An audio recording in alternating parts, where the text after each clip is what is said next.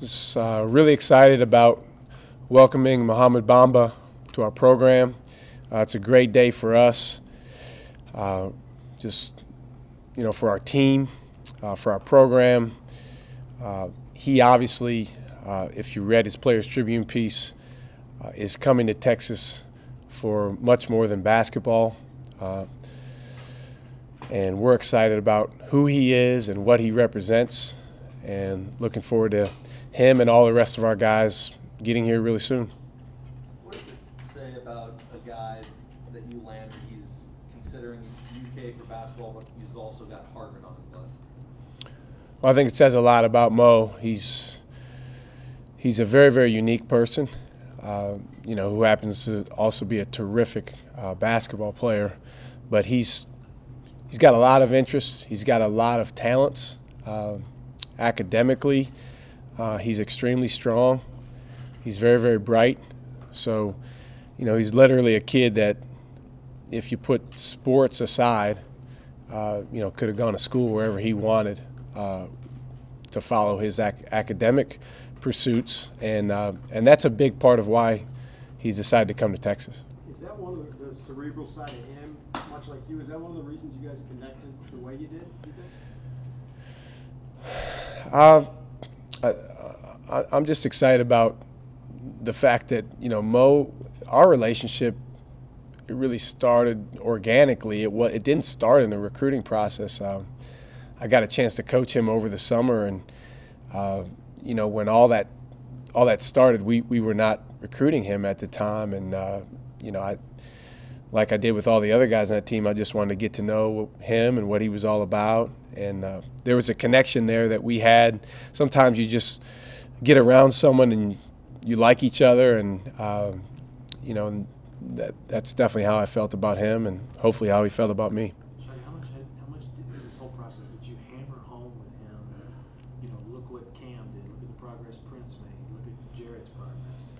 All of the big men that you've had in the last couple of years. Well, we're really proud of the progress that all those guys made, during our short time with them.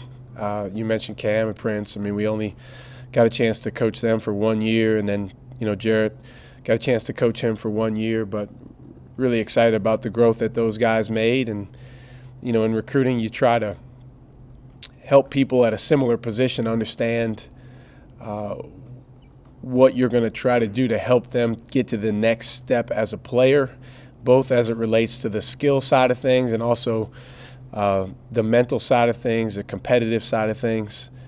So we use that quite a bit. Mo and Jarrett are friendly, so you guys know Jarrett. He's not the type of guy that talks to a lot of different people, but there's a real mutual respect between the two of those guys. They played together on that team, and Mo was watching very, very closely this year to see how Jarrett grew and how much he improved. As you inherit his talent, what are the obvious strengths and then the things that he's going to have to shore up pretty quickly? Well, Mo's got a lot of skill for a guy that size. He's very, very mobile. He's obviously long, but he's getting stronger. He's done a good job in the past several months gaining strength. Obviously, for any big guy, with the jump from high school to college, that's one of the big points of emphasis is continuing to get stronger, continuing to add weight, and being able to handle the physicality as you go to another level.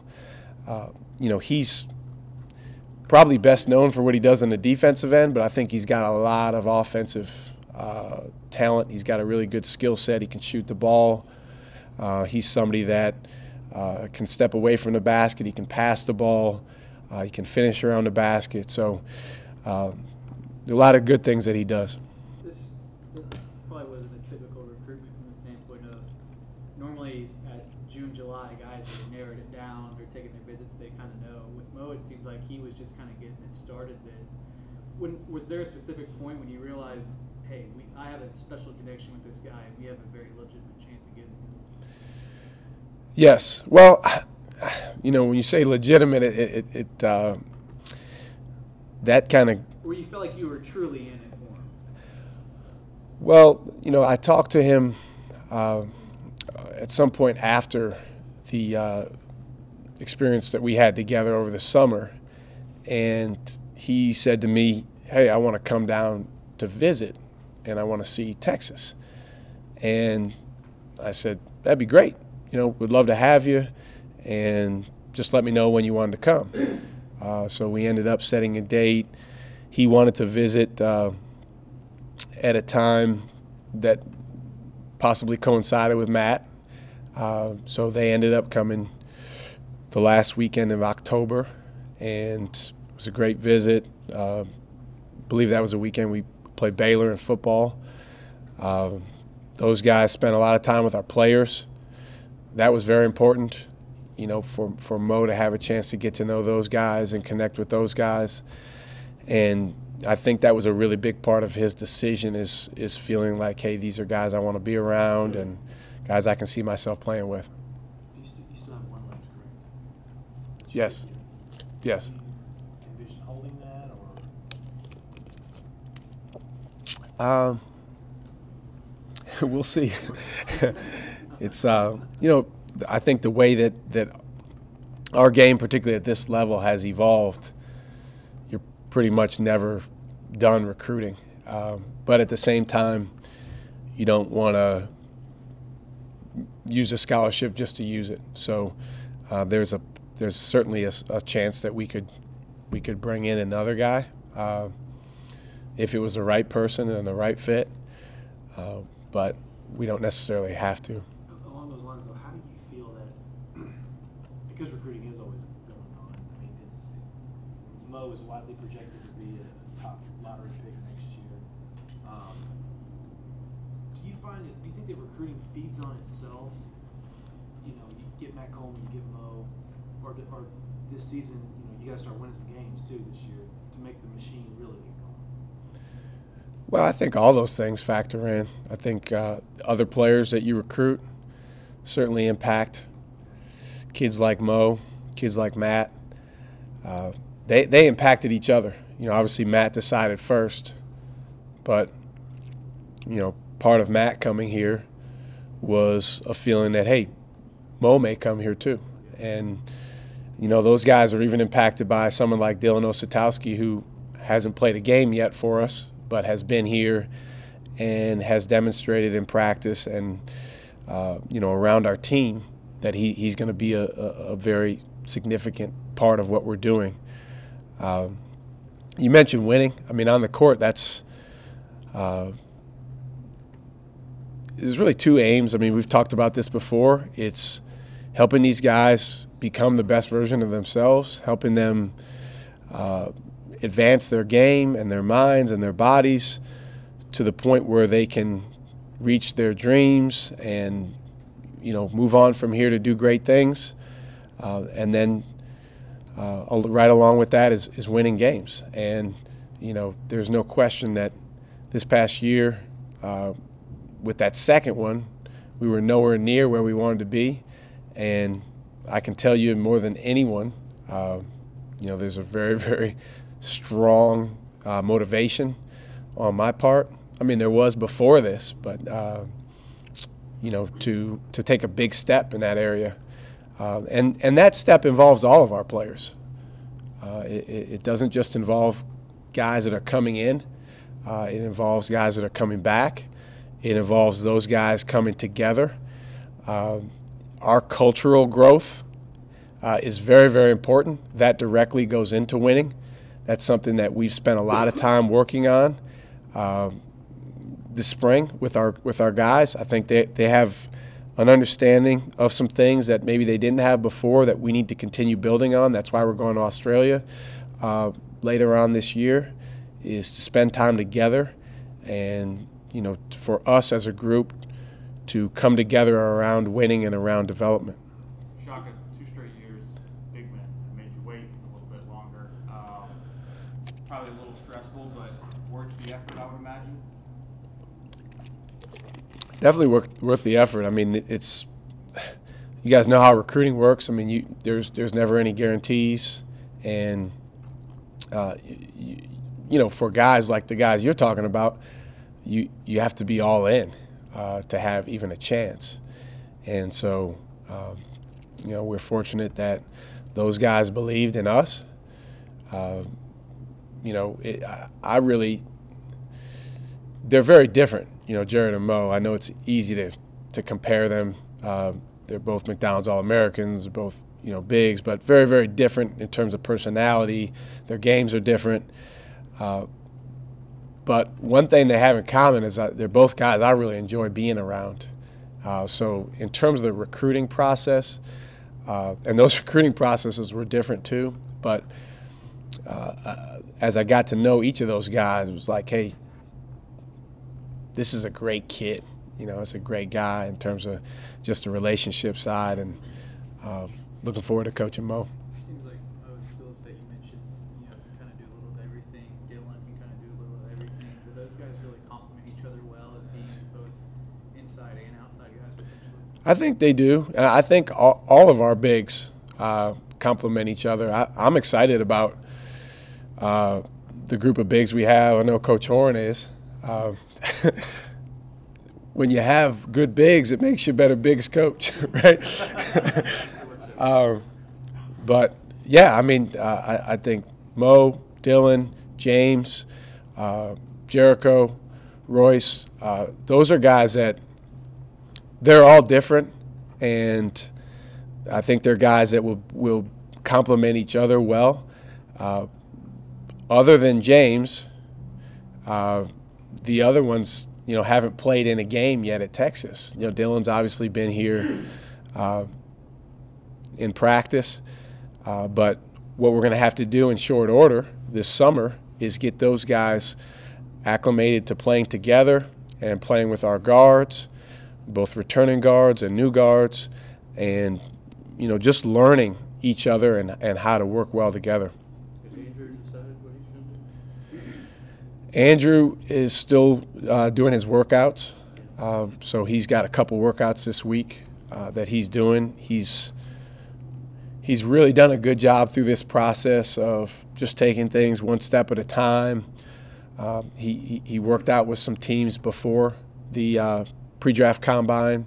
He went up to Chicago last week, did a nice job with his interviews with the teams, went through the strength testing, the athleticism testing, played the 5-on-5.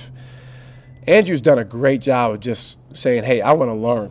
I want feedback. I want, people to tell me, what areas of my game do I need to improve on? What areas of my game do you like? And he's really gone into this process with big eyes and big ears, and I think it's been good for him. Like I said, he's got a couple workouts this week, and then he and his family will. You have to ask him. I hope so. Andrew and Mo communicated. Some during this process. Andrew. One thing about Andrew is,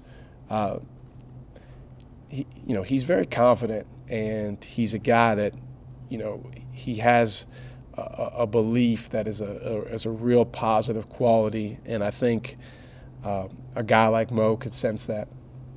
Is this roster, about when you envision a roster, the best suited since you've been here as far as size, classes, not being bunched up with a bunch of veterans your first year, or too many young guys your second year? Well, I don't mind being bunched up with veterans, but with your first year, it was kind of it's their first year with you. Well, I think that first year was just so unique, but the roster, as it stands right now, relative to last year, it's just best word I can use is just more stable. Because with us losing 7 guys off of the team the first year, we needed stability, and we knew we were going to lose at least 5 of them. Then we had to transfer and Isaiah leave early, which we all knew could happen. But that was a big aim for us in recruiting, both with this past year's freshman class and then the class of 2017 is just bringing a level of stability to the roster, all the while understanding that the best players that are at this level, you don't have very long. You don't coach very long. And, for a guy like Jarrett, he came in here and did, what we all hoped he would do on the court. Well, what goes along with that is having an opportunity to go do what he's doing. And I'm so proud of him, the way that he's approached things. And I don't know if you guys have watched him lately, but just in his interviews and the way he comes across, he's grown so very much. We were working out in the rec center earlier today, he and I and some of our managers. We put him through a workout, and he's just learned so much. He's been so open to growth. So that's been exciting. That's what you want from all the guys. But definitely the roster's taking a significant jump in the direction we want it to go. We, love to get to the point where, we have a good number of juniors and seniors. We still won't have that this next year, but we will have some really, really talented younger guys. And then I do think with Dylan, Snoop, and Eric, we've got 3 guys that have been in college for a while now, have a couple years of experience under their belt, and hopefully we'll be able to provide some veteran leadership. Piggybacking on a thought in that, where the one and done rule relatively hasn't been around for a long time. What do you think? It's a good thing? Do you wish it would go away? Do you wish it'd be at least a 2-year, 3-year minimum? What are your thoughts on the way they handle that in the NCAA? I think the very best players should be able to go to the NBA when they're ready to go to the NBA. Now, that's an NBA decision, not an NCAA decision. The problem is, sometimes guys who are really, really good might mistake themselves for being the very, very best. I'll tell you a short story. When I was an assistant coach, we went and we were recruiting a guy, and the guy I was working for at Akron had coached LeBron James in high school, and everybody knew that. So we went into this gym, and this coach had this terrific player. He was probably a top 30 player in his class, and this was when you could go straight from high school to the NBA. And the coach said, "We're going to do the LeBron thing with our player." Well, you don't just do the LeBron thing. But I think that, the key is in the current system we have, that these guys, whether it's with our help or their families or whoever is trying to help them, that they are armed with the best possible information that they can have to make an informed decision when that time is right. And I think when you have great information, it's a lot easier to make a good decision. But, it's very important for us as coaches, and this was an adjustment coming from VCU because we weren't able to recruit guys quite of this caliber, is that if you do recruit guys of this caliber, you also have to understand that, there are aspirations that go along with that. There are certainly expectations that go along with that. And I think it's important for us to embrace that. You don't think they should go to a baseball rule of time out of high school over 3 years? I just think our sport is so much different than baseball. The hard thing, to be honest, is there's no one-size-fits-all model. It'd be easy to say for the NCAA or for the universities and colleges, it'd be great to have guys for 2 years. But at the same time, the guy that I worked out with 3 hours ago, he's ready. Now he's still going to have a transition and adjustment and all that, but he's going to get picked. My understanding, in the first 14 picks in the draft, and there's quite a bit of good things that goes along with that. So to hold a guy like that back, I don't really believe that that's right. But again, is it right for other guys? Maybe. So there's no one-size-fits-all model. As coaches, we just have to make sure that we do the right thing for our guys in the current system. This is basically your first true recruiting class from the standpoint of having the full time, all the evaluations, things like that. What kind of message do you think this sends about you and the Texas program in terms of recruiting? Well, I think our coaching staff did a really good job with this recruiting class. We tried to identify guys that, number one, really wanted to be at Texas. And I know that sounds kind of backwards because in recruiting, you're pursuing them. But there's something to be said for people that feel a certain kind of way about the University of Texas. And certainly a big part of that is the basketball component, but also, as you read in Mo's article, there's a lot of things outside of basketball that go along with that. And I think Mo's decision, all the guys that have decided to come here for reasons beyond just basketball, it says a lot about UT. It says a lot about this city, and I think that's a great thing. But I'm excited about this class. I understand the media is going to talk about certain guys more than other guys, but all these guys, they bring different things to the table, and they have unique skill sets. And my friend Cody likes to say comparison's the thief of joy. Everyone likes to compare, this guy to that guy to that guy. My message to our guys as they come in is just going to be, let's help you become the best version of yourself, both over the short term and in the long term. This may sound like a weird question, but do you finally feel like this is absolutely your program now, and not coaching? Well, that's incremental. I think we took some steps with that this spring, to be honest with you, Brian, because we spent a lot of time together or individually or in small groups, and sometimes it was informal, but just talking about what we need to do that goes into what we want to create. There's so much emphasis put on results, which is we're in a result-based world, but there's a bunch of things that go into those results, and I felt more of that this spring, that, okay, hey, this is good that we're having these conversations and guys are really starting to take some ownership of what those things are. But certainly with this class coming in, I mean, it's 5 freshmen and Eli a transfer. That'll be, in terms of scholarship guys, that's half our team. So definitely excited about getting all those guys, the new guys and the returning guys together and building a feeling of Texas. This is Texas.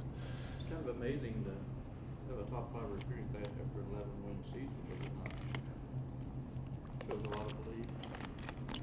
Well, I think it shows a lot of belief. I think those guys understand what this program can be and what we, want to move towards and feel like we are moving towards. You have to have certain things in place before you win as big as you want to win. And so recruiting's a big part of that. Chemistry is a big part of that. Accountability, ownership, those things all have to come first. And we're making some strides in those areas. A random question with this one. What's your philosophy with Twitter and using it? I don't think you have a Twitter account. Did you used to use it at VCU? Do you? My philosophy with Twitter? Yeah. Well, I'll give you a history behind that. When I was at VCU, Twitter was the main form of social media. I mean, there was Facebook, but Twitter was kind of becoming the thing. So this was before Instagram, it was before Snapchat. And my second year there, we had a very active team on Twitter. And some of the tweets got some of our guys in a little bit of trouble. And so then that was the year, actually, we went to the Final Four. But the next spring, after that year, a couple of the older guys on our team got together and they said, hey, we think as a team we'll be better off if nobody is on Twitter. And so I said, hey, if you guys aren't going to do it, then it wouldn't make much sense for me to do it. So we all as a program stopped doing it. And, obviously things have changed even since then in terms of social media and all that, but I haven't tweeted since then. You're not gonna start 5 freshmen next year, right? I highly doubt it, but can pretty much say no. But I think it's important to know that every position on our team is one that has to be earned and one that there's going to be competition for. And I know a lot of stuff is said and written about, this guy doing this or this guy doing that. And, somebody sent me a text last night about what our starting 5 is going to be. That is not set. And to me, when I look around college basketball and the better programs, they have a level of competition. They have guys pushing other guys to make them better. So we're excited about having that this summer. It seems like Mo very proud of where he comes from. Yes. What was that experience like for you?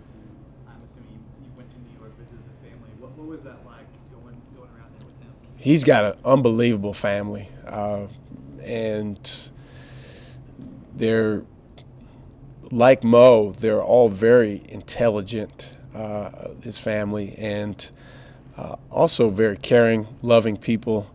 I did have the opportunity in April to go spend time in his home with his family. Got a chance to walk around his neighborhood in Harlem and see where he grew up.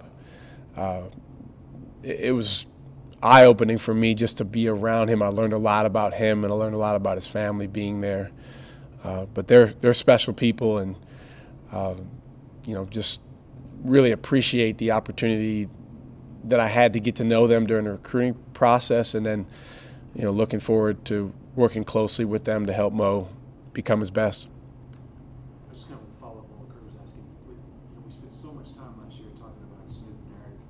Do you feel like with all these new players and where they are, there should be less pressure on them, or they should feel less pressure? Seems like Snoop and Eric? Yeah. I'm really excited for those guys just to see what kind of junior year, what kind of junior season those guys can have, because I feel like last year at this time, and we tried to counteract this, and we've talked about this before with you guys, is I think maybe in their minds they skipped some steps of going from all rookie guy to maybe the best guy in the league, or Buddy Hield's someone that we use a lot. There's a lot of steps in between all rookie and Buddy Hield, and so their sophomore years they went through a lot of trials, a lot of twists and turns. Their sophomore years weren't all bad. I mean, they had some really good moments. I thought Snoop in particular, you can pick some certain select games where he was very, very good. Eric had some big moments, some big shots. But overall, coming out of their sophomore year, I think both those guys, they want more. They want to, take their game to another level, and I think they can. Snoop has had a terrific spring in terms of his work ethic. He's spent a lot of time working on his shooting.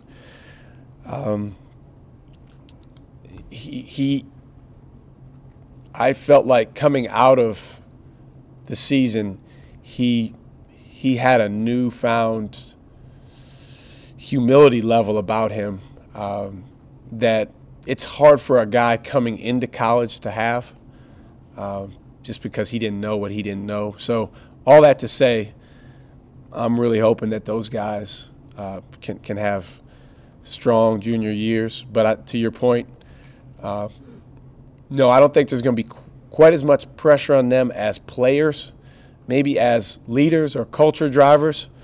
But as players, and maybe it was fair or unfair, but last year's 3 sophomores, there was a lot on those guys. And we all knew that just because of who we had coming back. And, you know, in retrospect, maybe they weren't quite ready for all of that. But I do think the experiences, if they're willing to internalize them, can be very powerful for those 2 guys. 2, 3 last ones? Guarantee win more 11 games next year. Just trying to win the first game, you know. I bet our guys definitely would make that guarantee. But, you know, we've got really big goals. And we're not shying away from that.